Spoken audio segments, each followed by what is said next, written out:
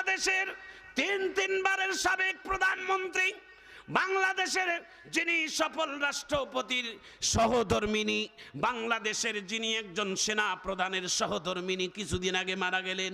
নাম তার বেগম জিয়া। দিনাজপুরের সন্তান তিনি, দিনাজপুরের কন্যা। এই বালুবাড়িতেই তার বাড়ি বেগম খালেদা জিয়ার। একটু চিৎকার দিয়ে জোরে বলা যায় না আল্লাহু আকবার। তার একমাত্র এখন জীবিত সন্তান, নাম তার তারেক রহমান।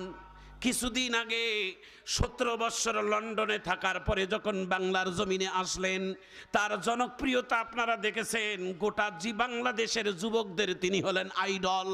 যুবকেরাই তাকে ভালোবাসে। আমার ভাইজান, আমার বন্ধুগণ, এই ছেলেটি 17 বছর আসার পরে মাকে হারালেন। মা হারা বেদনা নিয়ে আমার তারেক রহমান ভাই মায়ের কবরের পাশে দাঁড়িয়ে এইভাবে হা করে আছেন, কথা নাই, আওয়াজ নাই। তারেক রহমান শৈশবে বাবা হারিয়েছেন জিয়াউর রহমানকে। জীবিত থাকা অবস্থার তার ছোট আদরের ভাই কোকো দুনিয়া থেকে ইন্তেকাল হয়েছে। মাকে অনেক নির্যাতন করা হয়েছে। বাংলাদেশের তিনবারের প্রধানমন্ত্রী বেগম জিয়াকে নিজেও তিনি অনেক নির্যাতিত হয়েছেন, অনেক নিপীড়িত হয়েছেন। ভাইয়েরা আমার, বন্ধুরা আমার, এই ছেলেটি আজকে যিনি বাংলাদেশের সম্ভাবনা, তিনি প্রধানমন্ত্রী হওয়ার স্বপ্ন দেখছেন।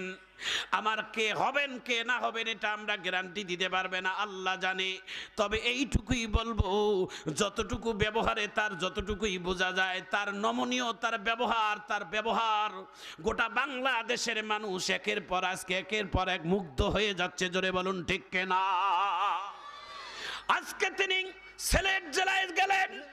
সিলেটের তার শ্বশুর বাড়ি, তার নিজের স্ত্রী তার নিজের স্ত্রীর নাম হচ্ছেন জুবাইদা রহমান।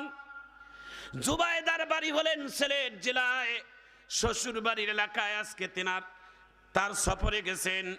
প্রায় 440,000 মানুষের খাবারের ইন্তজাম করেছেন। এলাকার মানুষের মধ্যে আনন্দের মিছিল। জামাইকে রিসিপশন করবে বলে, জামাইকে তারা গ্রহণ করবে বলে।